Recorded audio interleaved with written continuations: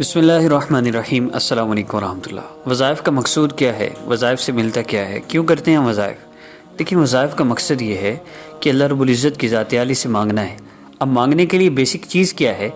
آپ میڈیسن کھاتے ہیں شوگر سے بچنے کے لیے یا شوگر کے علاج کے لیے، آپ میڈیسن کھا رہے ہیں، بلڈ پریشر ختم ہو جائے، بلڈ پریشر نارمل ہو جائے، تو اس کے لیے بلڈ پریشر ہائی ہونا ضروری ہے نا۔ ہائی ہوتا ہے تو پھر میڈیسن کھاتا ہے۔ جو بندہ بیمار نہ ہو اس کو میڈیسن کھانے کی کیا ضرورت؟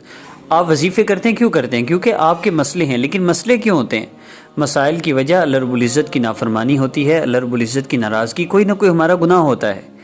بعد میں یہ عرض کر رہا ہوں کہ ہمارا دعائیں کرنے سے مسئلہ اس لیے حل نہیں ہوتا کہ ہم گناہ نہیں چھوڑتے، ایک بات۔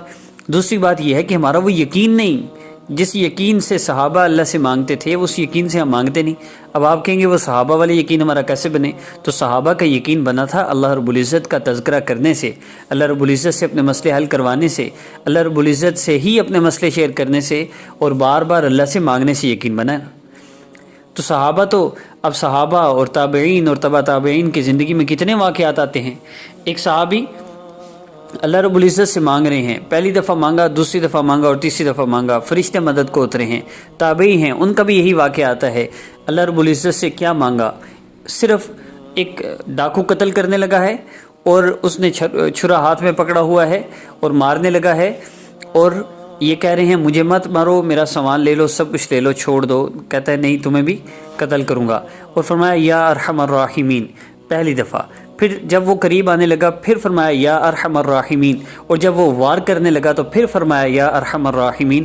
ایک گھوڑ سوار نمودار ہوا، اس نے اس ڈاکو کو ایک نیزہ مارا جس سے وہ اچانک مرا اور اس کا جسم آگ لگ گئی اور بالکل وہ جل گیا۔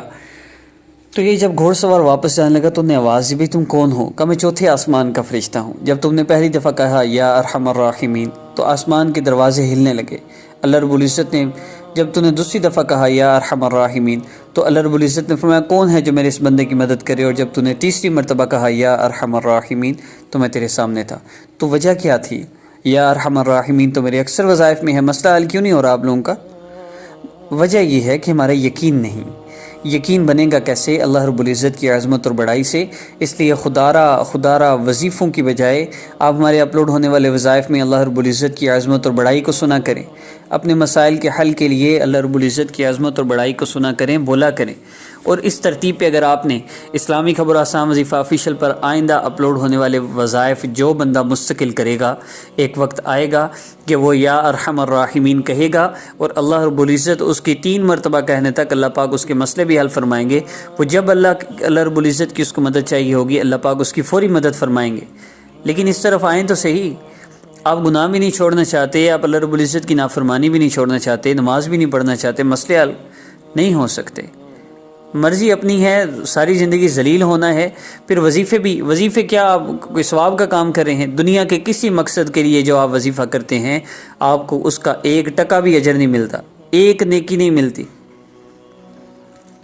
تو اللہ رب العزت سے مانگنے کا آسان ترین راستہ وہ اللہ کی عظمت اور بڑائی ہے، اللہ سے اسی طرح سے ہی مانگنا ہے اور کوئی راستہ نہیں۔ جو میں نے اللہ رب العزت کی بات کی ہے نا، میرے اللہ مسئلے حل فرماتے ہیں، اللہ پاک ہی پریشانیوں کو دور کرنے والے ہیں، اللہ رب العزت ہی مشکلات کو ختم فرمانے والے ہیں، اللہ رب العزت ہی عزت دینے والے ہیں، ذلت دینے والے ہیں، سکون دینے والے ہیں، راحت دینے والے ہیں۔ عزت اور ذلت اللہ رب العزت کے قبضہ قدرت میں ہے۔ اللہ پاک ذلیل کرنا چاہیں، ساری دنیا کے انسان مل کر اس کو عزت نہیں دے سکتے۔ اللہ پاک عزت دینا چاہیں تو ساری دنیا کے انسان مل کر ذلیل نہیں کر سکتے۔ اللہ پاک سکون دینا چاہیں تو ساری دنیا کے انسان مل کر بے سکون نہیں کر سکتے، اور اللہ رب العزت بے سکون کر دینا چاہیں، راحت چھین لینا چاہیں تو ساری دنیا کے انسان مل کر بھی سکون نہیں دے سکتے۔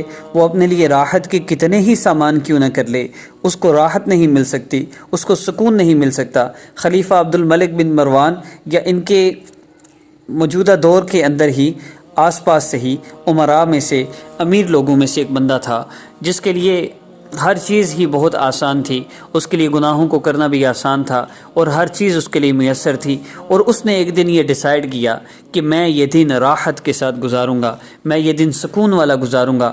آج کے دن کوئی خبر نہ پہنچے، قلعے کے دروازے بند کر دیے، کوئی بری خبر سنانے کی اس کو اجازت نہیں تھی، چاہے اس کی ماں بھی مر جائے، کوئی نہیں بتائے گا۔ وہ دن وہ خوشی کا دن گزارنا چاہتا تھا۔ اس نے قلعے کے دروازے بند کروا دیے، کسی خادم کو پاس آنے کی اجازت نہیں تھی، خدمت والے چند لوگ صرف اس کے پاس تھے، اور اس وقت کی خوبصورت ترین لڑکی اس نے اپنے پاس بلوائی تو راحت کے سارے سامان اس نے اکٹھے کر کے کمرے کو بند کر لیا۔ اب جب یہ اس کے پاس پہنچا ہے، وہ اس کی گود میں سر رکھ کے لیٹی تھی اور یہ اپنی راحت کے مزے اٹھانا چاہ رہا ہے، اور اس نے سوچا ہوا ہے کہ آج کا دن میرا راحت میں گزرے گا، اور لکھا ہے کتابوں میں کہ وہ اس کی گود میں اس نے سر رکھا ہوا تھا۔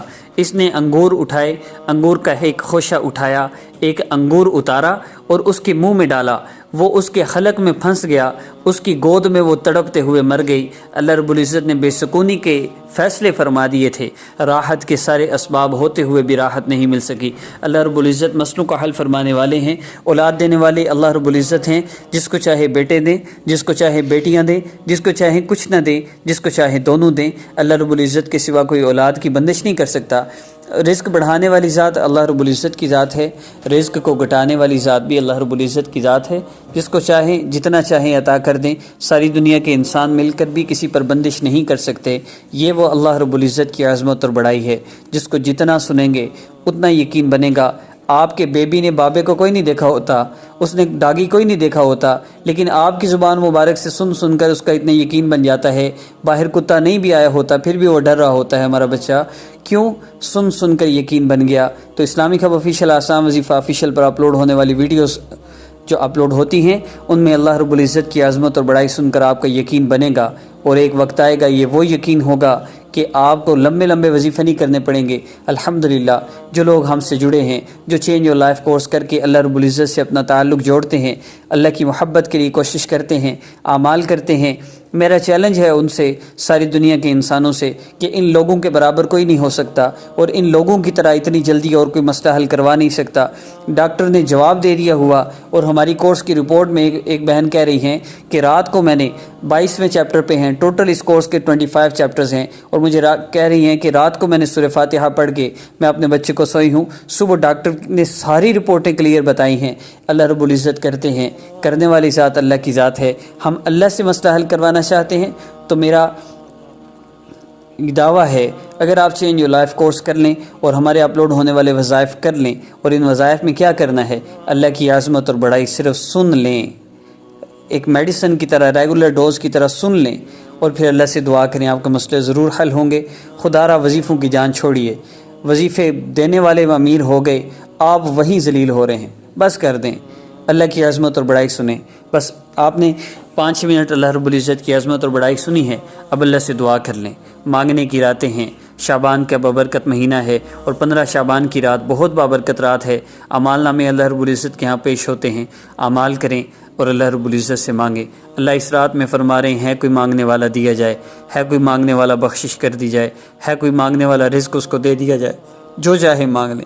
ابھی دعا کریں، دعا کے شروع آخر میں درود پاک لازمی پڑھیے گا۔ میرے وظائف کو مس نہ کیجیے گا اگر مسائل کا حل چاہتے ہیں، اور اگر آگے پیچھے ذلیل ہونا ہے مرضی ہے۔ فقیرانہ آئے صدا کر چلے، سنو دوستو ہم دعا کر چلے۔